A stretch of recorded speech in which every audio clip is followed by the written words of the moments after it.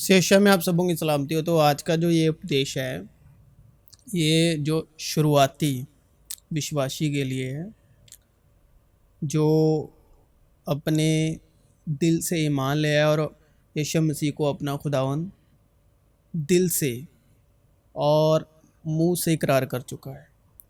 तो ये आज का उपदेश उनके लिए, क्योंकि रास्तबाजी के लिए, धार्मिकता के लिए ईमान लाना दिल से होता है और नजात के लिए इकरार मुंह से किया जाता है।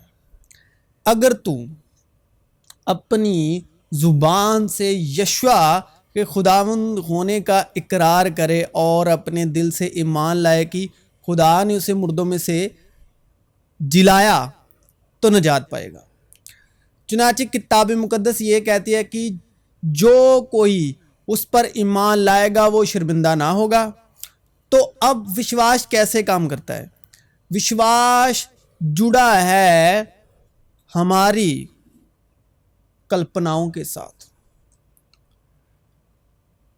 हमें यीशु मसीह को प्रभु यानी खुदावंद ग्रहण करने के बाद अपनी सोच, नीयत, दिल के इरादे और इनको मसीह यीशु की तालीम से और कलाम से पाक करना है। तालीम से और कलाम से पाक करना है। विश्वासी जो मसीह यीशु को अपना खुदावंद कबूल कर चुका है, ईमान दिल से ईमान ला चुका है और मुंह से इकरार कर चुका है। हम देखकर विश्वास नहीं करते, पहले विश्वास करते हैं और फिर देखते हैं, क्योंकि हम ईमान पर चलते हैं ना कि आंखों देखे पर। मुबारक वो हैं जो बगैर देखे ईमान लाए। हमें इन बातों से सुचेत, जागरूक, अवेयर नहीं होना, याद नहीं करना कि हम कितने गुनाहगार थे। विश्वास लाने के बाद, खुदावंद को कबूल कर लेने के बाद, हमें बार बार ये याद नहीं करना, बार बार ये नहीं बताते फिरना, ये नहीं दोहराना कि हम कितने गुनाहगार थे या हमने कितने गुनाह किए। हमें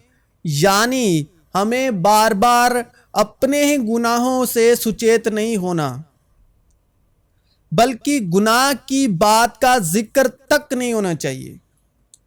बल्कि इससे अब आप सोचेंगे कि अगर मैं इकरार नहीं करूंगा तो अपनी गवाही कैसे बताऊं? गवाही वो है जो सच्चाई का रूह देता है। सच्चाई का रूह क्या करता है? यीशु मसीह के नाम की मनादी करता है। और सच्ची गवाही वो ही है।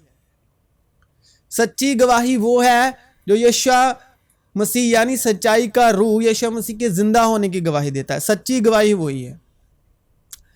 बल्कि गुनाह की बात का जिक्र तक ना होना चाहिए, बल्कि इसके ऑपोजिट हमें इस बात से सुचेत होते रहना है, खुद को करते रहना है, किसी ना किसी तरह कलाम पढ़ने से, कलाम सुनने से,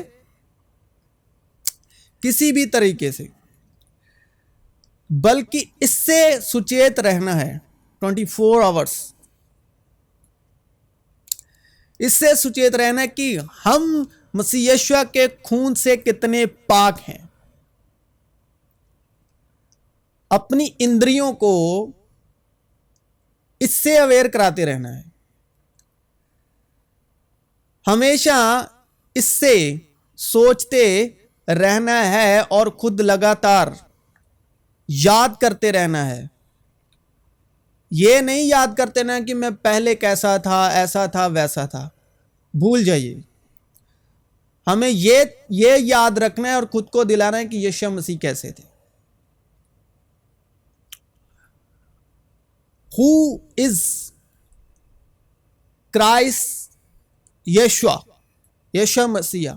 जब आप यीशु मसीह को जानते जाओगे कलाम के द्वारा, किसी इंसान के लहू और मांस के द्वारा नहीं, रूह कुद्स के द्वारा और कलाम के द्वारा।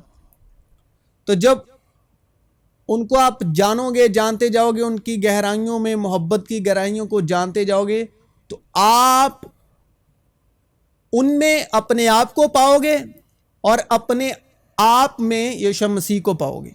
जितना जानते जाओगे उतना ही आप यीशु मसीह के प्रति अवेयर होते जाओगे, और उन्होंने जो किया वो मोहब्बत आप पर रोशन होती जाएगी। अपनी सोचों में, ख्यालों में, यहां तक कि मसीह के कलाम और लहू से हर पल जागरूक होते रहना है, सुचेत रहना है। क्योंकि जो हमारा इंसानी माइंड है वो भूल जाता है और घटनाओं में याद रखता है और भूल जाता है। यानी जैसे हम साल दर साल कुछ चीज़ें करते रहते हैं, जैसे बर्थडे करते रहते हैं, बर्थडे मनाते रहते हैं, या कुछ भी साल दर साल कुछ रीति को दोहराते रहते हैं, उससे यही हम खुद को स्मरण कराते रहते हैं, बाहरी तौर पर याद दिलाते रहते हैं। हर पल जागरूक होते रहना है, खुद को सुचेत और जागरूक कराते रहना है। इतने सोचते रहना है कि सपने में भी जब वो आप सो रहे हो बदन के तौर पर, तब भी आपका मन मसीह यीशु के कलाम के प्रति सुचेत रहे। आपका जो मन है, आपका जो हृदय है, आपकी जो कल्पनाएं हैं, वो बदन के सोते वक्त भी यीशु मसीह के कलाम से अवेयर रहे। अब ईमान उम्मीद की हुई चीजों का इत्तेमाद और अनदेखी चीजों का सबूत है। बस ईमान सुनने से आता है, ईमान सुनने से पैदा होता है, सुनने से। अगर ईमान में कामिल होना चाहते तो यीशु मसीह को लगातार सोचे जागते, हर पल हर सिचुएशन में सुनते रहिए, लगातार सुनते जाना है। बस ईमान सुनने से पैदा होता है, ईमान सुनने से पैदा होता है, और सुनना मसीह के कलाम से, सुनना मसीह के कलाम से, किसी और के कलाम से नहीं। रोमियो 10 बाब उसकी 17 आयत। बस ईमान सुनने से पैदा होता है और सुनना मसीह के कलाम से। और ईमान के बानी और कामिल करने वाले यीशु को ताकते रहें, यानी लगातार सुनते रहें, तो आप ईमान में कामिल होते जाओगे। जिसने उस खुशी के लिए जो उसकी नजरों के सामने थी, शर्मिंदगी की परवाह ना करके सलीब का दुख सहा और खुदा के तख्त की दाहिनी तरफ जा बैठा। और खुदावन ने देखा कि जमीन पर इंसान की बदी बहुत बढ़ गई और उसके दिल के तसव्वुर और ख्याल, दिल के तसव्वुर और ख्याल सदा बुरे ही होते हैं। अगर हम यीशु मसीह को खुदावन कबूल कर चुके, उसके बाद हमारे दिल के ख्याल और कल्पनाएं यानी सोचें, विजन लगातार बुरे हैं, तो वो जो हम बुरे ख्याल और दिल के जैसे भी इरादे हैं, जिस्मानी इरादे, बदन की ख्वाहिशों के वसीले, तो वो ईमान में हो रहा है जो अनदेखा है आपकी कल्पनाओं में, आपकी सोचों में, आपके इरादों में, आपके थॉट्स में। अपने दिल की खूब हिफाजत कर, क्योंकि जिंदगी का सरचश्मा वही है, जिंदगी का सरचश्मा वही जो कलाम है, शब्द एड्रेस करता है सच्चाई की रूह को, जिसने गवाही देनी है। इसलिए सच्चाई की रूह की बख्शिश से पहले हमें अपने दिल की खूब हिफाजत करनी है, अपने दिल की खूब हिफाजत करके, कि जिंदगी का सरचश्मा वही है। यस्सु को खुदावंद कबूल करने के बाद ये नहीं जानना, ये कहना नहीं कि हम कितने बुरे थे। जब यीशु को कबूल कर लिया तो उसके साथ सलीब दिए जा चुके, उसके साथ दफन हुए। हमारी कोई पहचान नहीं, हमारी कोई आइडेंटिटी नहीं, हम सिर्फ मसीह हैं। औरत, मर्द, गुलाम, आजाद, यहूदी, कोई भी हो, उसकी अपनी आइडेंटिटी कुछ नहीं, सिर्फ हम मसीह हैं, मसीह हैं, बेटे हैं, वारिस हैं, दैट्स इट। अब आप में से सिर्फ यीशु मसीह की खुशबू आनी चाहिए और आप उसके जिंदा होने की खुशबू जमीन पर फैलानी है। कि हम कितने बुरे थे यह जानना है, इससे वाकिफ होना है कि यीशु कितने अच्छे हैं, यीशु मसीह कितने पाक हैं।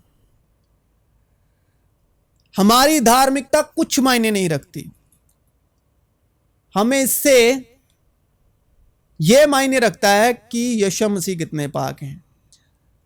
क्योंकि हम इसलिए गुनाहगार, इसलिए कि आदम ने गुनाह किया। हम इसलिए गुनाहगार थे कि आदम ने गुनाह किया, और हम इसलिए पाक हैं इसलिए कि यीशु मसीह पाक हैं। क्योंकि लिखा है कि पाक हो इसलिए कि मैं पाक हूं। तुम सुन चुके हो कि कहा गया था कि जिना ना कर, लेकिन मैं तुमसे यह कहता हूं कि जिस किसी ने बुरी ख्वाहिश से किसी औरत पर निगाह की, वो अपने दिल में उसके साथ जिना कर चुका। तो विश्वास जुड़ा है ख्वाहिश के साथ, आपकी बदन की ख्वाहिश के साथ। जिस किसी ने बुरी ख्वाहिश से किसी औरत पर निगाह की, वो अपने दिल में, विश्वास में, ईमान में उसके साथ जिना कर चुका। मगर मैं ये कहता हूं कि रूह के मुआफिक चलो तो जिस्म की ख्वाहिश को हरगिज पूरा ना करोगे। क्योंकि हम सब मसीह हैं, औरत, मर्द, गुलाम, आजाद, यहूदी, यूनानी, कोई भी, हम मसीह हैं। अगर आप मसीह के लहू से वाकिफ होगे तो सब मसीह के लहू के खरीदे हुए हैं। किसी को पर्सनली किसी का क्या करैक्टर है, हमें उससे कोई लेना देना नहीं। अगर आप यीशु मसीह के लहू से अवेयर हैं तो बस ये जान लीजिए कि वो यीशु, चाहे वो ईमान में है चाहे नहीं है, हर बशर, यीशु मसीह ने हर जमीनी बशर को अपने लहू से खरीदा हुआ है, हर जुबान से खरीदा हुआ है। वो किसी जुबान का हो, कैसा भी हो। अगर हम यीशु मसीह के लहू की सच्चाई को जानते हैं तो वो ये जान लीजिए, जो यीशु मसीह को जानता है और जिसे यीशु मसीह ने जाना, वो अपने से दूसरे को यही जानेगा कि वो यीशु मसीह के लहू का खरीदा हुआ है। वो कौन है, उसका क्या रुतबा है, उसका क्या करैक्टर है, व्हाटएवर, वो कुछ मायने नहीं रखता।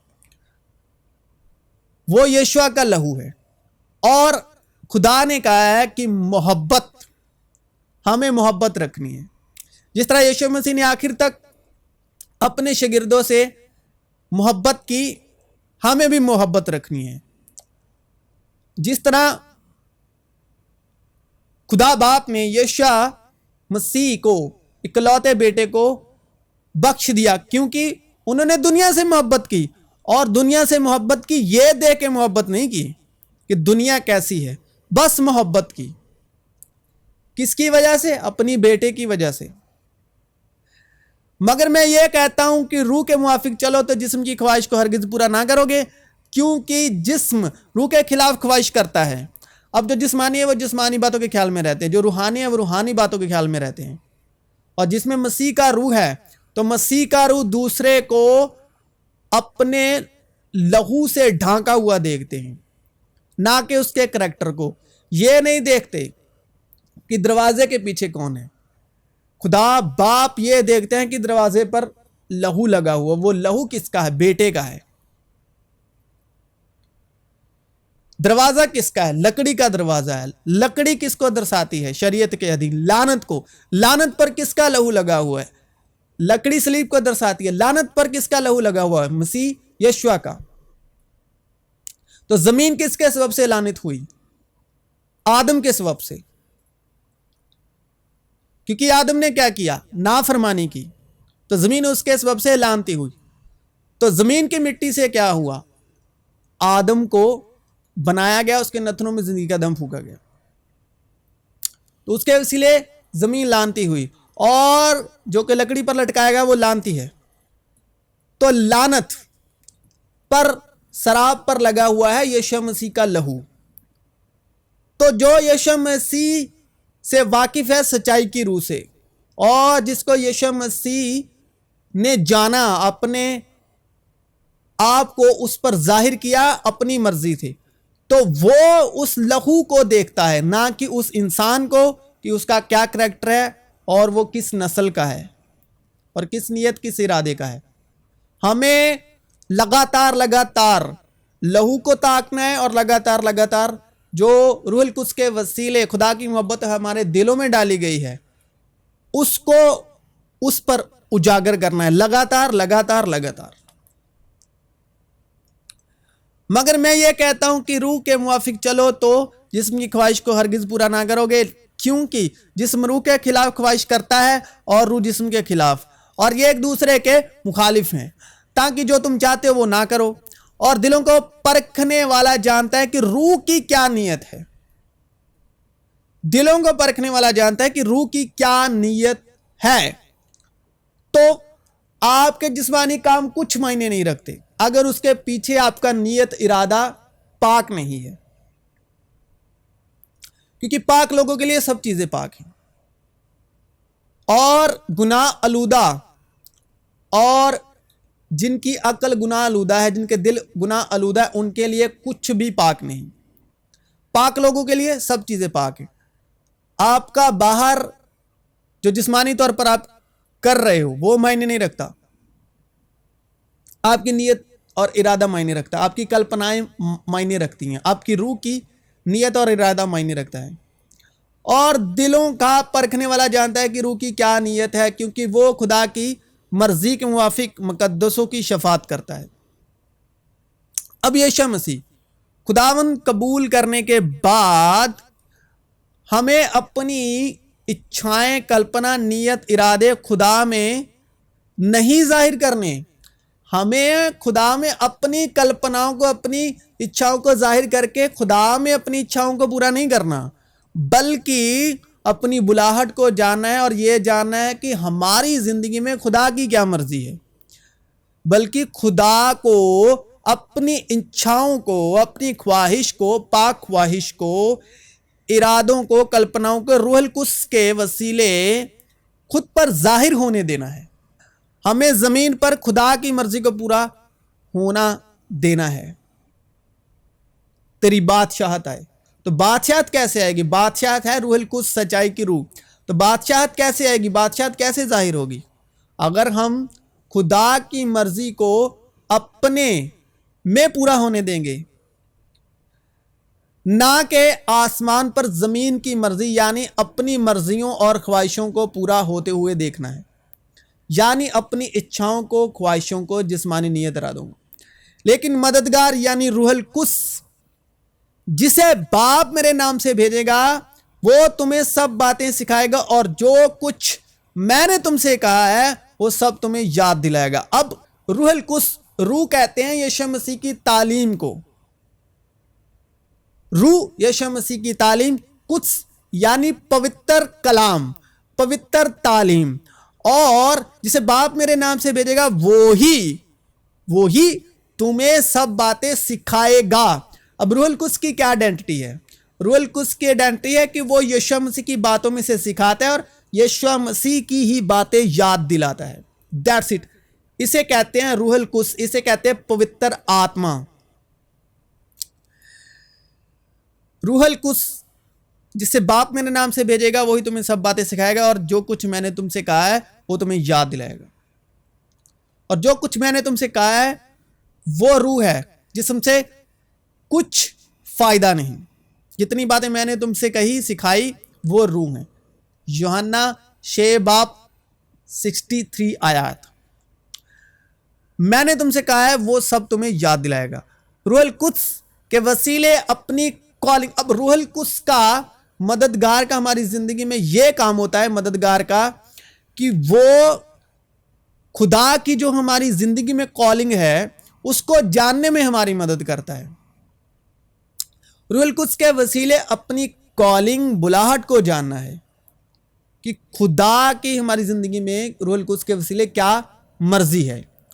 वो खुदा की मर्जी के मुताबिक ठहराए हुए वक्त के साथ तब तक सीखते जाना है जिंदा करने वाली तो रूह है, जिस्म से कुछ फायदा नहीं। जो बातें मैंने तुमसे कही है वो रूह है और जिंदगी भी है, क्योंकि जिंदा करने वाली रूह है।